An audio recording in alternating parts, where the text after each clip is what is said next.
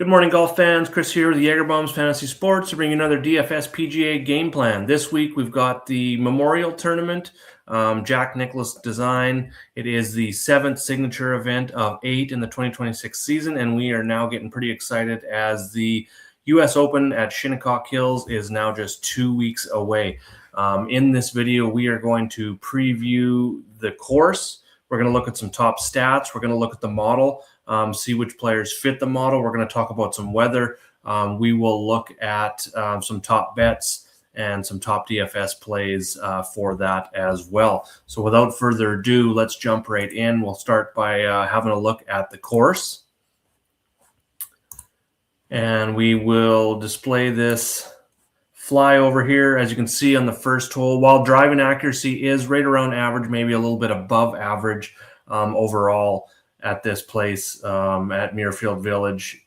The first hole is very daunting. Likely going to see a lot of players using 3-woods just to try and hit the fairway on this one. The rough does come in at around 4 inches. Jack does not like having an easy setup. He does not like easy scoring at these courses, at his courses. And it shows in the winning scores over the last few years. Scotty Scheffler's won the last 2. He had -10 last year. He was the only player at the double-digit number. -8 in 2024. Victor Hovland won in 2023 at -7. Billy Horschel -13 in 2022. Patrick Cantlay at -13 in 2021. In 2020, John Rahm won at -9, and then it was the Workday Charity Open in 2020 as well. Set up a little bit easier for that one. Colin Morikawa won at -19. What we do see at this course, we do see water comes into play, I believe, on 13 of the holes.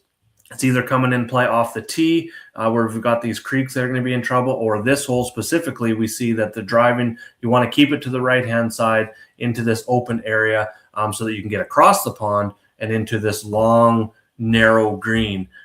So that is probably the biggest offense of the course, are the greens. They're right around 5,000 square feet, which is much smaller than average for PGA Tour. And so precision, a little bit off the tee. I like to look at a combination of distance plus accuracy. It's been a great formula this year. It's got me some Cam Young wins this year. It's been a recipe for success for Scotty Scheffler as well. And we're going to look at that here shortly once we're done looking at the course. Like this hole specifically, positioning is very, very important. You're going to want to put it big, wide open fairway, but you want to keep it to the left side so that your second shot isn't coming around or through those trees specifically. And then, of course, you got the creek for anyone that was driving it too far. There's some danger there. Then you're crossing that creek again. If you're going for the green, it's going to be quite difficult. You've got bunkers front and back and to the right. Very narrow approach coming in. And then you got that water there as well, water on the backside as well if you go along. So looking for a combination of distance, probably in terms of strokes gained off the tee or total driving. I'm looking for about 60% distance, 40% accuracy. And I'm actually going to jump across now and have a look at just some of these players. So here's a look at the course. We've got 3 par 3s over 200 yards. Now, what makes this 7,569 yards the most difficult would be the par 4s. You've got 7 over 450 yards. You've also got some other longer holes in there as well. You can always see that whole entire fly over here. The link is on the course tab. So I talked about some of those players. Before we get into these players, actually, let's have a look at the weather very quickly here. Looks like we're going to have very minimal winds besides Saturday morning. It's going to be very, very gusty, quite windy, some rain overnight on Saturday. But for the first 2 days, Thursday and Friday, minimal winds, have some nice heat in the mid-70s, even touching the 80s in the afternoon on Friday. Great playing conditions. The course is going to probably play a little bit dry, so we don't have to worry about any splits or anything like that. So I talked about looking in terms of my stats profile. I'm going to be looking at the longer hitters, obviously, but not just long bombers. I want some accuracy in there as well, just because we're looking at very difficult approach shots, and those approach shots get even more difficult if players are in the rough, which is going to probably be around 4 inches, the Kentucky bluegrass. Going to be very difficult to come out of there and still hit greens in regulation. It's going to make getting par very difficult if you're missing the fairways. So going to be looking at the combination of that. So on this sheet, I've got a simple little stats. This isn't my complete stats model. This is just a quick one looking at driving distance, driving accuracy, and strong approach players. And then I've got the proximity buckets beside it here. I do have this on the main sheet as well if you want to check it out. This is some of the stuff that I do when I make a copy of the sheet each and every week. I'll go and make a bunch of these different little stats, or maybe combine some course history with some signature event history and stuff like that. The players that I have highlighted in dark green are top 30 in driving distance and driving accuracy. The ones in light green are ranked top 50 in both driving distance and driving accuracy. And right now they are sorted by the model, which is looking at a strong approach game, distance, and accuracy only. Just those three factors, and this is how they rank out. Kitayama, Fitzpatrick is right up there. Ludwig Ahlberg is one of my favorite plays this week. He's got to win one of these events eventually. He's come so darn close. We're going to talk about that shortly. Scotty Scheffler up there, Adam Scott, Cam Young, Rory McIlroy, Daniel Berger, Jake Knapp, and Ryan Gerard round out the top 10 in that model. And then we want to go back to the main tab here on the sheet. This is a signature event, so we are going to look at some signature event history. So right now I've got it sorted by, and on the main cheat sheet tab, this is looking at 2026 signature events only. If you want to dig in a little bit deeper, going back to 2024, I do have that here under the signature event history. So far this season, Alex Fitzpatrick, he gets into these signature events by winning with Matthew, his brother, at the Zurich Classic. And all he's done since then at these signature events that he so-called got bumped into, thankfully, by his brother. Top 10s, 9th at the Cadillac, 4th at the Truist. Absolutely awesome showings. Another guy coming out of nowhere, Christopher Reeton. He was 14th at the Cadillac. He won the Truist Championship. So both those guys, a little bit lower known players, not so well known, have done very well in these signature events. Up next, of course, we've got Scotty Scheffler. He hasn't won a signature event this year, but he does have 3 top 10s, 2 runner-up finishes here, a 4th place at Pebble Beach as well, 24th at Arnold Palmer, and the Genesis he was 12th. Then we've got Adam Scott has done very well this year, 10.8 average finish. Rory McIlroy, despite a 19th and a withdrawal to Arnold Palmer. Ricky Fowler, it's been awesome to see him come back this year. Probably going to be up there for comeback player of the year. 4 top 10s and 6 signature events, 12.5 average finish, coming off a runner-up at the Truist, 4 straight top 10s. Has just been awesome in form at these signature events. So if you want to check that out further, you can come down here, every player in the field. We've got signature event history for 2026 as well as the overall. So going back to the cheat sheet, some players that do stand out. I think this is a week. Scotty Scheffler's price in one of these has come down. Awesome to see, 13.5. I think it's going to be not too hard to be able to fit him in. I think we need to find a way to fit him in this week, both for DFS as well as betting. From a DFS perspective, it's going to be a little bit easier to fit him in. I mean, betting him at like plus 300 is kind of tough, and I will talk about the betting side of it here in a second. But from a course history standpoint, he's won each of the 2 events since they were signature events here at Muirfield Village. He was 3rd in 2 events at Muirfield Village before they became signature events, so the full cut. So course history, absolutely elite. We talked about how good he's been in signature events overall. Despite not winning this year, he has been very good in the signature events. And overall, he's got 5 wins in 18 signature events and 15 top 10s. I know when it comes to Scotty, and if a price tag at 13.5, we need him to win. So top 10s don't really matter. Well, that's good. He's won each of the last 2 events. The current form we had in there, he's got top 5s in 4 of his last 5, including 3 runner-ups. He's just primed to get back in the winner's circle for the first time since January when he won the Amex. He's elite combination across the board in terms of stats. He is one of 2 players who rank top 20 in both driving distance and driving accuracy. So it feels like a Scotty week. Now, if it's going to be a Scotty week and you're looking at building a player pool around a Scotty Scheffler build this week, maybe playing 10 lineups and going to be strong, heavy on Scotty Scheffler, you're probably going to be skipping over Rory McIlroy, Cam Young, even Ludwig Ahlberg here, and you're going to be probably trying to pair him with someone in that mid 9K, high 8K, and then going down into the 7s and the 6s. A couple players that stand out here for that would be Sam Burns. I like pairing him with Sam Burns. He's got good course history here as well. 16th or better in 3 straight, top 20s in 4 of his last 5 here at this event. He's been playing a lot better, and I'm just going to bring up his current stats and how things have been going, usually his irons or something. But over the last 20 rounds, give me a second here. It's not loading. There we go. So looking at his recent events here and how things have gone, he's gained strokes on approach in 5 of his last 6 events, which is very good to see. He's an elite putter. So when he gets those irons on in any given week with his elite putting that he has, he's usually in contention. We see that a lot. He was top 10 at the Masters, RBC Heritage. He was T16, Cadillac T38, Truist T37. So the last 2 signature events haven't been great. PGA Championship T26. But like I said, he's been gaining strokes on approach. He's gained strokes around the green in 2 straight, and he's gained strokes in 6 of his last 7 on the greens with the putter.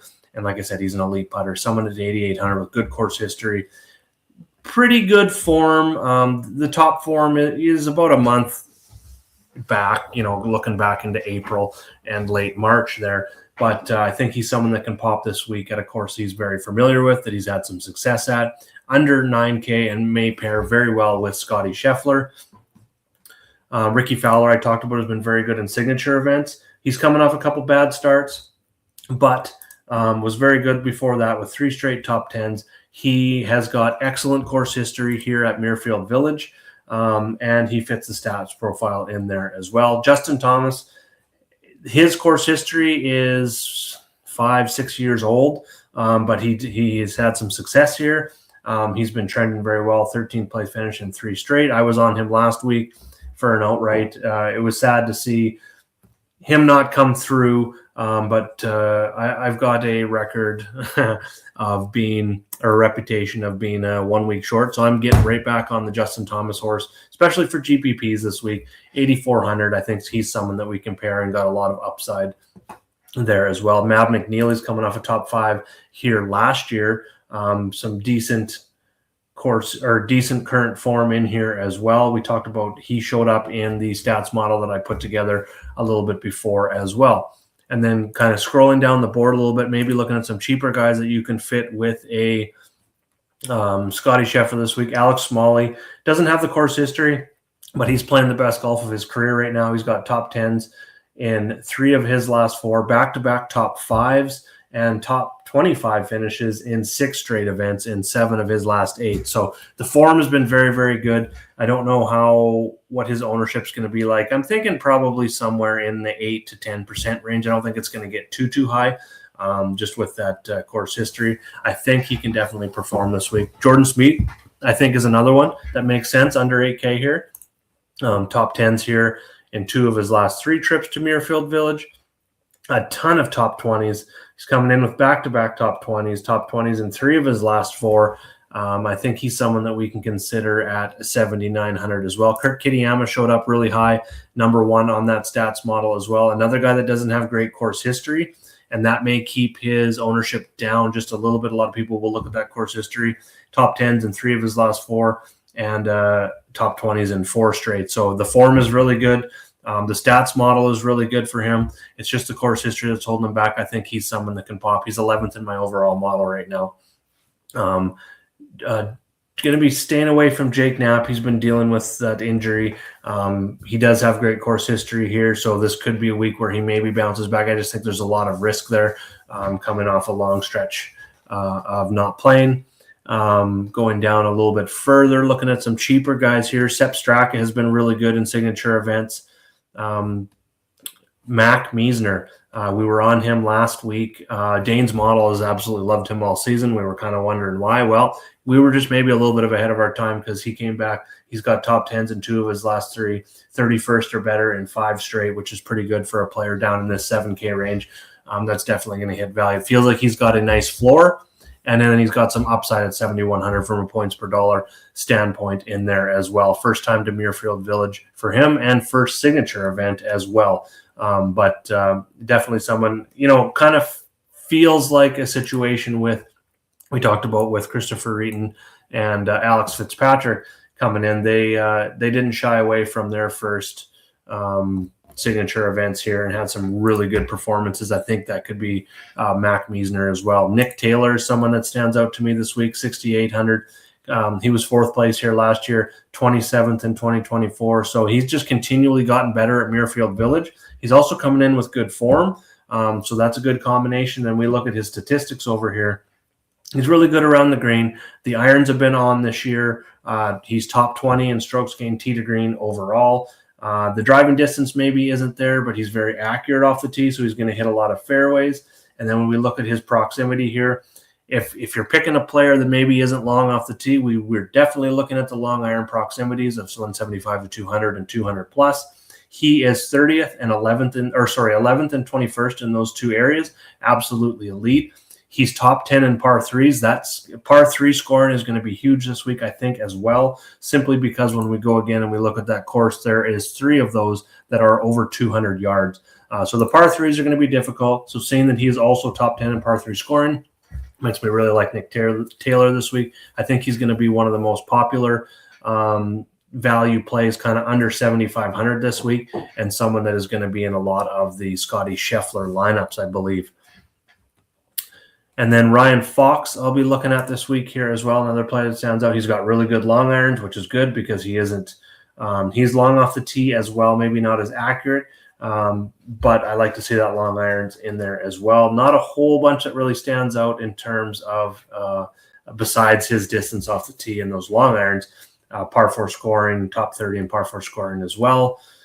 But he has been decent in the signature events, a 28 average finish this year over the 6 events, 1 top 10 in there. He has finished 20th and 30th in his last 2 trips to Muirfield Village, including the signature event last year where he was 20th. So someone I'll be looking at as well, kind of at that 6,500. Now we can go a little bit deeper down here. There's a lot of these guys down in the low 6K range that got some course history here. We got Denny McCarthy, had back-to-back top 5s in 2022 and 2023. Didn't do so well in the signature events over the last 2 years. Taylor Pendrith, 12th in the signature event last year, 33rd in 2024. He's made the cut all 3 times here at Muirfield Village. Tom Hoge, he's been popping a little bit in terms of his form. He's got a 7th here last year in the signature event. Someone I might consider a little bit deeper. That's about it for down in this area. So there is a lot of options here so we can build a Scotty Scheffler lineup. If I was doing 20 max, I'd like building, maybe splitting like 50% into Scotty Scheffler lineups and then 50% into other ways to go. And my top player, if we're not going with Scotty Scheffler, I love Ludwig Aberg here.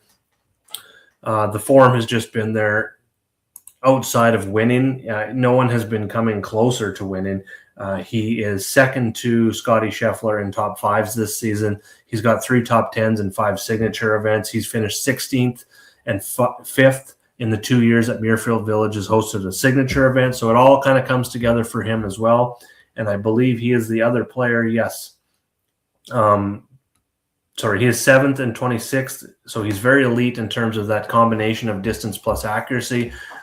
He's just absolutely solid across the board, besides his long irons in that 175 to 200, mid to long irons. But he's number 1 in proximity from 200 plus, so not really concerned. He's 4th in par 3 scoring, which I talked about that earlier with Nick Taylor and how the par 3s are going to be very important.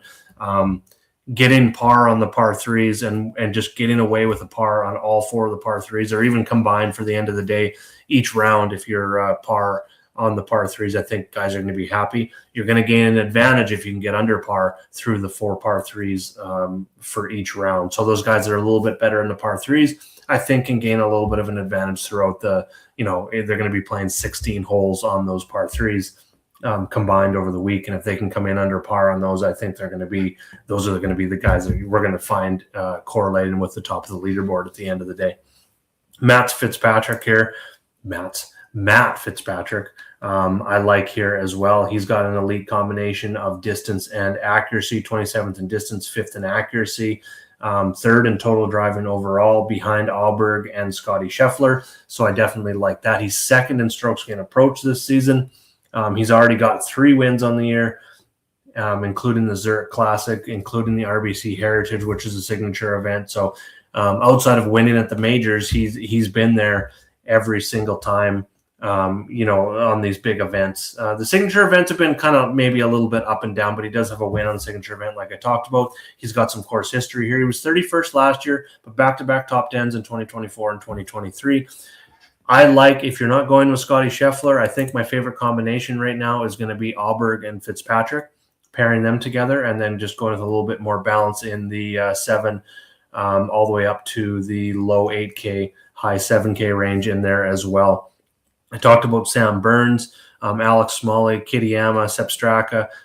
So that's pretty much the way I'm going with my player pool this week and how I'm looking at it. It's either Scotty Scheffler and below, or Alberg and Fitzpatrick are kind of my favorite way to go right now. You will find my complete rankings over on Chris's Playbook.